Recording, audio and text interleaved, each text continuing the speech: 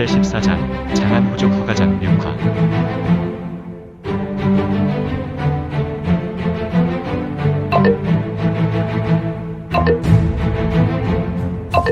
구독과 좋아요, 알림 설정 부탁드립니다.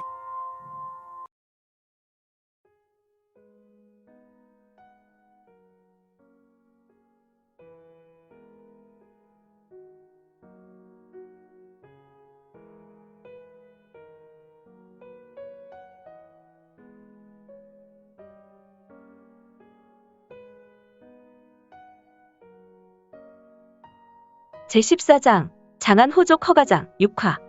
귀월랑 강효는 유성문의 말에 왠지 모를 불안에 온몸을 부르르 떨었다. 그가 자신의 정체를 너무나 정확하게 알고 있으며 또한 자신의 정체를 알고도 자신 앞에서 성문이 너무도 당당히 맞서고 있음에 그는 미간에 골입했고 두 눈을 껌뻑이고 있었는데, 내 놈의 선사? 그렇지, 나의 선사. 정말 좋으신 분이셨지. 그는 곤륜파 24대 제자였어. 물론 이름도 없이 빛도 없이 세상에 왔다가 사라지셨지만 말이야. 그분은 너희 선사라는 놈도 대막에서 잠시 보았고, 그래서 난 너희 신법을 잘 알고 있고 또한 너희들이 피워내는 사기와 귀기를 익히 알고 있다. 헐, 대단하군. 그래서 말인데 내 놈이 뛰어난 것 같아 시간을 좀 끌어야겠다만. 후후후, 알고 있다. 내 놈의 동생 강희가 기절해서 녀석이 깨어날 때까지 기다렸고 나와 대화했던 것을 잘 알고 있었단 말이다. 그러니 거리낌 없이 이제는 들어오지. 내 놈의 말은 잘 들었다. 상훈의 존장을 함부로 놀렸겠다. 어린 내 놈이 나를 능멸했으니 너의 심장을 뽑아서 날로 씹어먹겠다. 맘대로 하시든가. 유성문은 달무리가 진 밤하늘에서 별들이 보이지 않았지만 그의 눈은 별과 같이 초롱초롱 빛나고 있었고 그는 서서히 경력을 일으켰다. 그의 몸 주위로 작은 진동이 일어났고 그의 몸 주위의 공기는 매우 빠르고 폭발할 것 같이 요동치고 있었다. 허가장의 귀원대 대원들아, 저놈을 박살내어라. 황의를 입은 자들은 이미 친군 도위부를 상대하느라 20명에서 이제 5만 남았고 현랑이계의 형은 동생을 돌보기 위해 우선 부하들을 동원하는 것 같았다. 후후후, 어디서 상대를 보고 등을 보이고 있느냐. 유성문은 곤륜파의 유명한 보법인 용영보를 펼쳤고 황색 무리민들이 휘둘러대는 검을 유유히 피해냈다. 또한 성문의 신형은 용이 하늘로 비상하는 모습이었는데 좌우로 휘저으며 하늘로 오르는 모습과도 같이 그들의 검을 아주 유연하게 해치고 나갔다. 황색인들은 분명 성문의 몸에 여러 차례 칼질하였고 그의 몸을 설어댔지만 성문은 잔상을 남기며 도상검님을 해치듯 신출귀몰하여 피해냈고 결국 동생 강유에게로 가는 형 강효의 어깨를 금나수인 울룡금나를 펼쳐 잡음과 동시에 그를 던져버렸다. 물론 성문은 이렇게 보법을 펼치며 무공을 전개할 때 사마해에게 전음을 전하여 혼전을 초래한 틈을 이용하여 허경수를 데리고 나가라고 명령하였다. 이미 잘 훈련된 친군 도위부의 무사들, 절정조들은 자신들의 동료를 데리고 나감과 동시에 허경수를 탈취하는 데도 성공하여 아침 안개와 같이 홀연히 사라졌다. 휘리 리릭 척. 귀월랑 강효는 성문에게 던져진 바 강호 노련한 고수였기에 공중에서 여러 번의 제비를 돌고 바닥에 안전하게 착지하였다.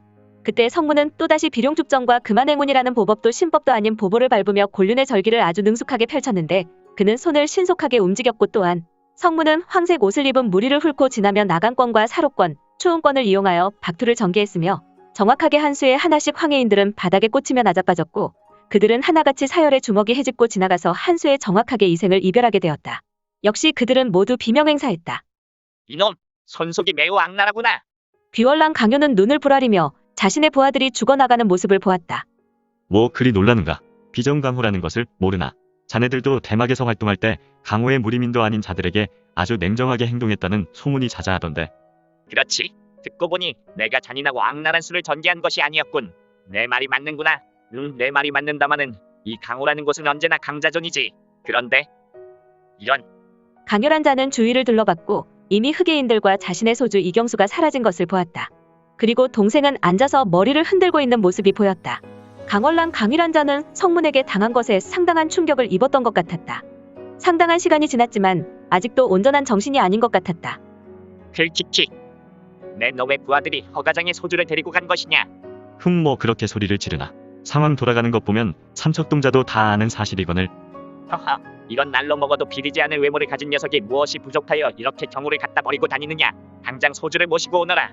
아니면 내 녀석의 척추뼈를 추려서 간별하게 널어놓겠다. 너는 아직도 말로 하느냐.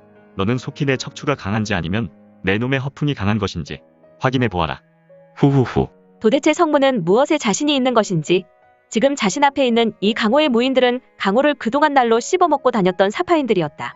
이들 현랑이계의 사기와 귀기는 강호에서 매우 악랄하다고 정평이 나 있었고 이들의 벼로는 그냥 저작거리 가판에서 심심풀이 마작을 두어서 딴 벼로가 아니었다.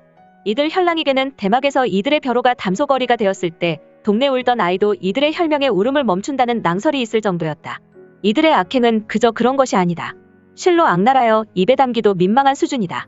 사람의 가죽을 벗기거나 가죽 벗긴 사람을 등 떠밀어 소금밭에 절이는 일로 서슴지 않는 악독한 인물들이었다. 이들의 악행을 잘 알고 있는 성문은 오늘 이곳에 있는 허가장의 무인과 이 현랑이계에 대해 손속에 사정을 두지 않으려 결심했다. 그렇지 자비강호가 아니었지. 나도 그렇게 살았고 암 강호무정이지 말고 동생아 이제 되었느냐? 헤헤 헤. 녀석의 손속이 어찌나 맵던지 아직도 머리가 흔들릴 지경이오. 어떻게 된 녀석이 내 머리가 철두공으로 단련된 머리라. 어떤 강력한 공격이라도 내 머리는 능히 받아낼 수 있건만. 하지만 형님, 이제는 충분히 되었소. 그렇다면 이혈기원 철수궁을 펼치자꾸나. 녀석은 아무래도 이름 없는 곤륜도사의 제자인 것 같구나. 녀석은 선사의 평생 수건이었던 불보대천지 원수로 보인다. 아, 정말인가요? 허허, 이미 지옥에 간 우리 사부가 저 녀석을 그리로 보내면 매우 좋아할 것 같습니다. 두말하면 잔소리입니다. 으하하하하하. 현랑이계는 서로 대화하며 그들의 몸에서 점점 사기와 귀기가 몸에서 흘러나와 주변을 덮고 있었다. 이들 형제는 마치 광인과 같은 대화를 하였고 이들은 이 대화를 통하여 서로에게 강한 자력으로 서로의 경력에 강력한 영향을 주는 것처럼 보였다.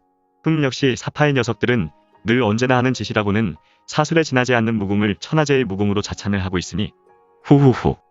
다른 강호의 무인들이 이들의 모습을 본다면 매우 불길한 마음과 막연한 공포가 가득했을 것이다.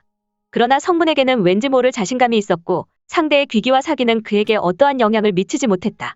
물론 곤륜파의 무공이 호연지기를 기반으로 하는 무의자 연공에 가까운 무공이고 이는 불가의 무공은 아니었으나 생태적으로 항마의 기운이 가득한 무공이었지만 그러나 성문은 왠지 자신의 사문과 상관없는 자신감으로 잔잔한 웃음과 짙은 미소를 흘리고 있었으니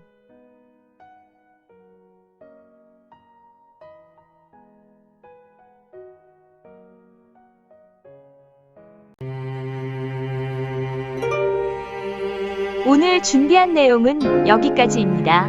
아쉽지만 다음 시간에 만나 뵙겠습니다. 모두 건강하시고 최고로 멋진 하루 되세요.